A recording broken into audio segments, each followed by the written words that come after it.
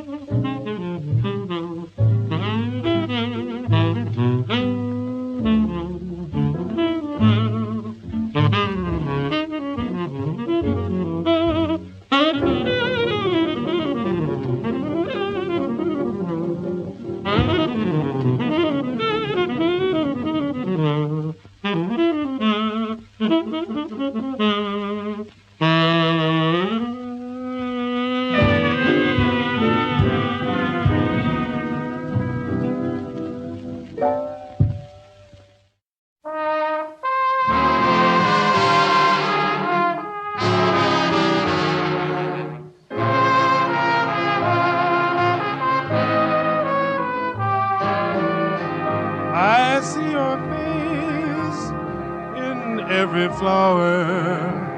My love for you blooms more each hour. I love you, I love you, that's all I know. Baby, take a chance with me. I will admit I tried to forget you. I see I can't now, I don't want to. I love you, that's all I know. Baby, take a chance with me. Your sweet embrace is hard to erase. Loving the way that I do. If I could hold you, my arms would show you that our romance is new. We'll call up mom, hope we can reach her. Pick up dad and run for the preacher. I love you, that's all I know. Baby, take a chance with me.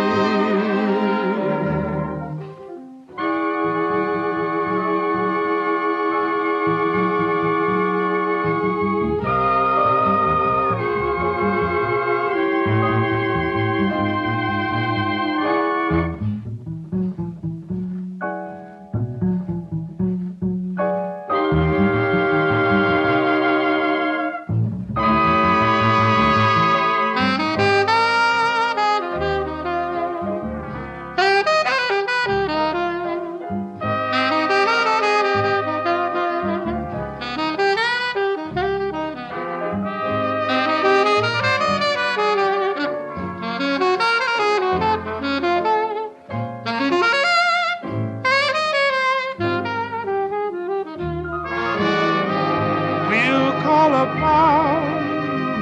Hope we can reach her. Pick up Dad and run for the preacher. I love you, I love you, that's all I know.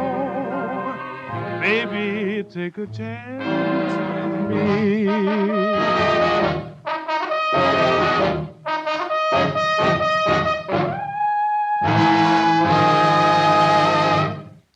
Per quanto attivo negli anni 40, Charles Mingus non mostrerà mai una piena adesione al bebop, anche se prenderà poi parte al concerto alla Massey Hall di Toronto che nel 1953 sancirà in qualche maniera la fine di tale linguaggio modernista a vantaggio di linguaggi ancora più moderni, ma comunque da esso derivati.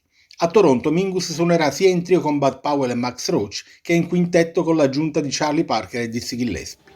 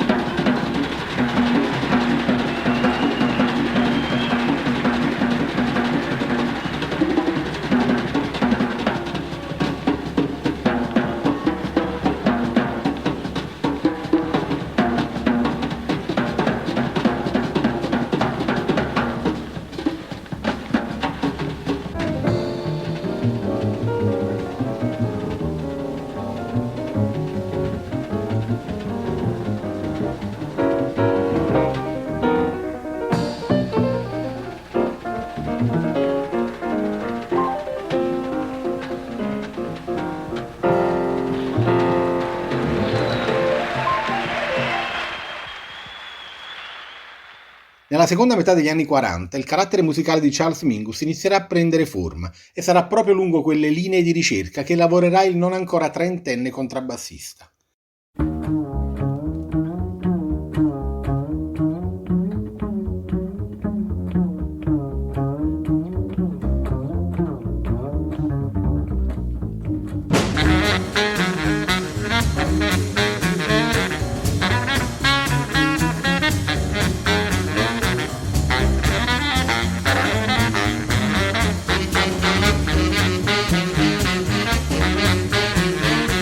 Particolare cura per composizione e arrangiamento, Mingus mostrerà sempre l'intento di perseguire risultati musicali di alto livello sotto ogni aspetto, formale ed espressivo. Brani strutturati in quadri, da vero artista qual era, egli concepiva le proprie composizioni come dei polittici che pur nella libertà espressiva propria del jazz mostravano compiutezza formale, sia nella loro immagine generale che nell'unicità di ogni loro singolo quadro. E ancora gruppi dal suono proprio, come Duke Ellington, ma con un impulso di ricerca certamente più spinto in avanti, Mingus ricercò sempre per i propri gruppi un suono molto personale che rispecchiasse la personalità sua e dei suoi partner, e ciò accadde in particolare con Eric Dolphy, con Roland Kirk e con George Adams. Polifonia come metafora sociale, gli impasti sonori prodotti dai gruppi di Mingus saranno sempre concepiti come il risultato di un insieme di strumenti dal peso paritario, nel rispetto di principi di democrazia che consentivano in ogni caso la libertà espressiva di ognuno di essi e che con un linguaggio pregno di blues a ognuno di essi concedeva gli spazi ideali per rivestire il ruolo del predicatore in una funzione religiosa. Lo stile bassistico derivato da Jimmy Blanton e Oscar Pettiford, sulla scia delle innovazioni apportate al modo di suonare il contrabbasso dai suoi predecessori, Mingus darà un peso ancora maggiore al pizzicato, cosa che gli consentirà di dar vita a spunti solistico-improvvisativi di rara bellezza anche durante l'assolo di uno dei suoi partner. Lo stile pianistico e orchestrale ispirato da Duke Ellington, perché per Mingus la figura di Ellington sarà sempre di riferimento anche per il suo stile pianistico. L'archetto come memoria storica. Mingus farà sempre ampio uso dell'archetto, soprattutto per le esecuzioni delle sue composizioni più liriche e profonde, quelle che, come Meditations on Integration, lo riporteranno inevitabilmente all'esperienza degli studi classici condotte in età giovanile e che recheranno con sé importanti messaggi di uguaglianza, libertà, riscatto sociale.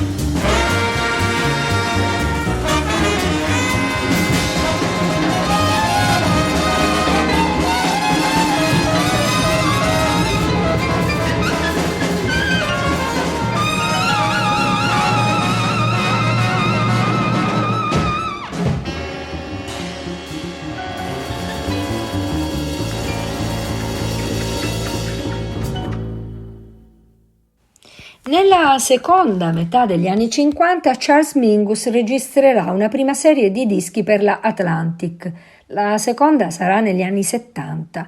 Dischi che lasceranno il segno e metteranno sin da subito in evidenza i caratteri dell'arte mingusiana di cui dicevamo.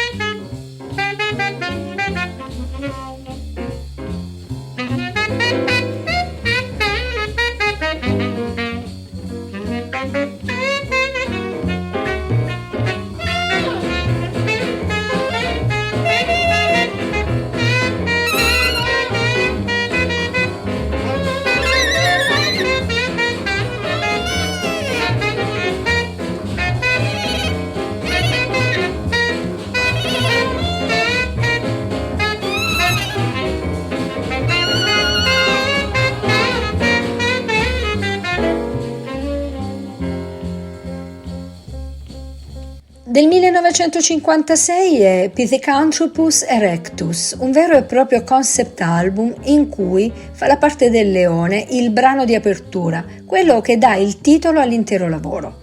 Si tratta di un brano che racconta della conquistata dignità dell'uomo che, dopo una lunga evoluzione, riesce finalmente a tenersi in piedi e ad ergersi e a guardare il mondo da una posizione diversa, un'evidente metafora dell'auspicata emancipazione del popolo nero in un paese della spiccata presenza di sentimenti razzisti. Ma l'intero disco è un autentico capolavoro, con i restanti 3 brani davvero pregni di bellezza. Innanzitutto A Foggy Day, che restituisce i suoni di una nebbiosa giornata in una Londra immersa nel traffico. Poi Profile of Jackie e Love Chant, 2 brani particolarmente cantabili, dal cui ascolto emergono le voci del sassofonista Jake McLean e del pianista Mal Waldron, musicisti che possiamo apprezzare proprio in Profile of Jackie.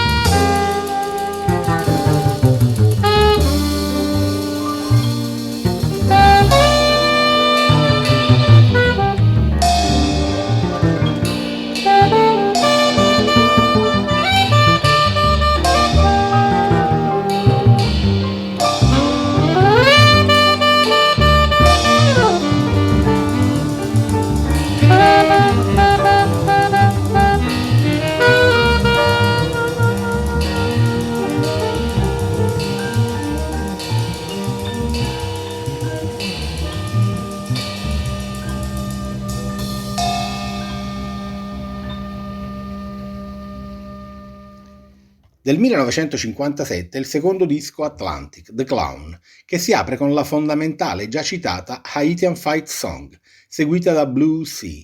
Il disco è completato da 2 brani che risultano significativi per 2 delle numerose componenti dell'universo mingusiano. Reincarnation of a Lovebird è una prima composizione dal tema lungo e articolato, un tema sì cantabile e per certi versi di stampo bop, ma strutturato anch'esso in forma di successioni di brevi quadri. The Clown, il brano che dà il titolo al disco, è invece una lunga esecuzione di oltre 12 minuti in cui la voce narrante di Jan Shepherd improvvisa una storia contrappuntata magistralmente dal trombone di Jimmy Nepper. Si tratta di un brano assolutamente sperimentale dal punto di vista sia musicale che testuale. Ma c'è una novità importante per la registrazione di questo disco. Nel gruppo entra il batterista Danny Richmond, che nei successivi 20 e più anni resterà in ogni formazione mingusiana.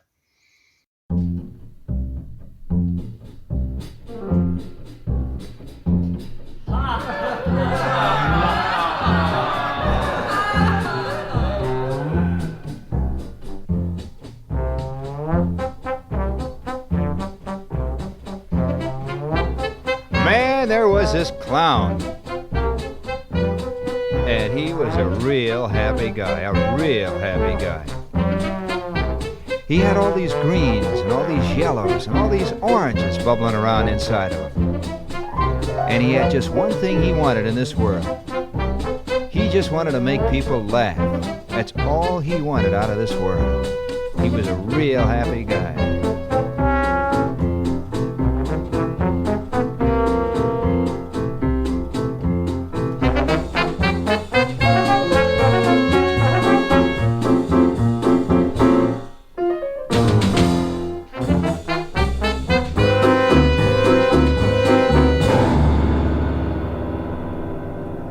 Let me tell you about this clown. He used to raise a sweat every night out on that stage and just wouldn't stop. That's how hard he worked. He was trying to make people laugh. He used to have this cute little gimmick where he had a seal follow him up and down a stepladder, blowing Columbia the Gem of the Ocean on a B-flat Sears Roebuck Model 1322A plastic bugle, a real cute act. But they didn't laugh. Oh, you know, a few little things here and there, but not really. And he was booking out in all these tank towns, playing the Rotary Club and the Kiwanis Club and the American Legion Hall. And he just wasn't making it. And he had all these wonderful things going on inside of him, all these greens and yellows and all these oranges. He's a real happy guy. And all he wanted to do was to make people laugh. That's all he wanted out of this world, was to make people laugh. And then something began to grow. Something that just wasn't good began to grow inside of this guy.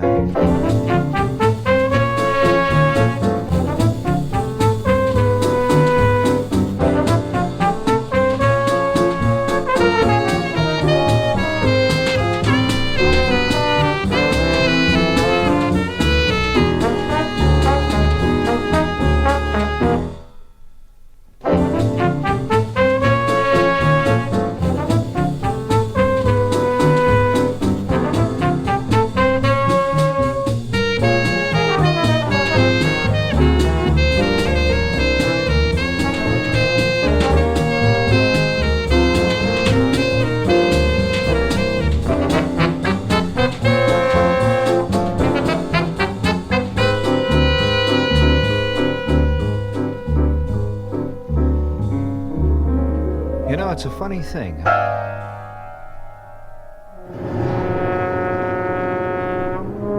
It's something that began to trouble this clown. You know, little things once in a while would happen that would make that crowd begin to move. But they were never the right things. Like, for example, the time the seal got sick on the stage, all over the stage, the crowd just broke up, you know? Little things like that. And they weren't supposed to be in the act, and they weren't supposed to be funny. This began to trouble him, began to bother him. This little thing began to grow inside. All those greens and all those oranges, all those yellows, they just weren't as bright as they used to be. And all he wanted to do was to make that crowd laugh. That's all he wanted to do. There was this one night in Dubuque when he was playing this Rotary Club. All these dentists and all these druggists, all these postmen sitting around, and they were a real cold bunch. Nothing was happening. He was leaving the stage when he stumbled over his ladder and fell flat on his face, just flat on his face.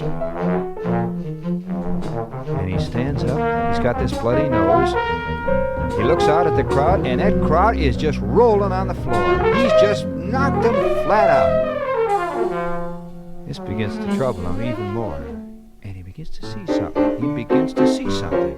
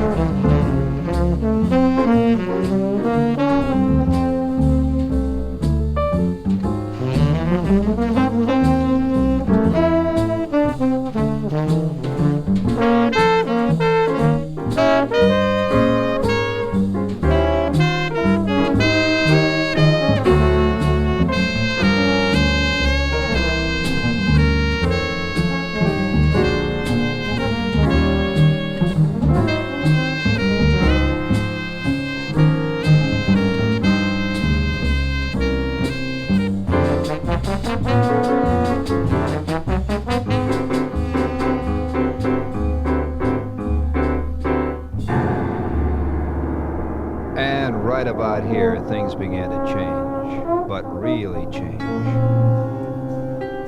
Not the least of which, our clown changed his act. Bought himself a set of football pads, a yellow helmet with red stripes. Hired a girl who dropped a 5-pound sack of flour on his head every night from maybe 20 feet up. Oh man, what a bit. That just broke him up every night. But not like Dubuque. And all those colors, all those yellows, all those reds, all those oranges, a lot of gray in there now, a lot of blue. And all he wanted to do was to make this crowd laugh. That's all he wanted out of this world. They were laughing all right. Not like Dubuque, but they were laughing. And the dough started to come in. He was playing the big towns, Chicago, Detroit. And then it was Pittsburgh one night. Real fine town, Pittsburgh, you know. About 3/4 way through his act, a rope broke. Down came the backdrop, right on the back of the neck. And he went flat. And something broke. This was it. It hurt way down deep inside. He tried to get up. He looked out at the audience. And you should have seen that crowd. It was rolling in the aisle. This was bigger than Dubuque. This was bigger than Dubuque. He really had him going. Well, this was it. This was the last one. This was the last one.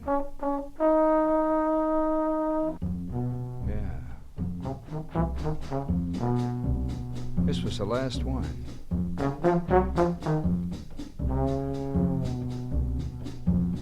He knew now. Man, he really knew now. But it was too late. And all he wanted was to make this crowd laugh. Well, they were laughing. But now he knew. That was the end of the clown. And you should have seen the bookings coming in. Man, his agent was on the phone for 24 hours. The Palladium. MCA. William Morris. But it was too late. He really knew now. He really knew.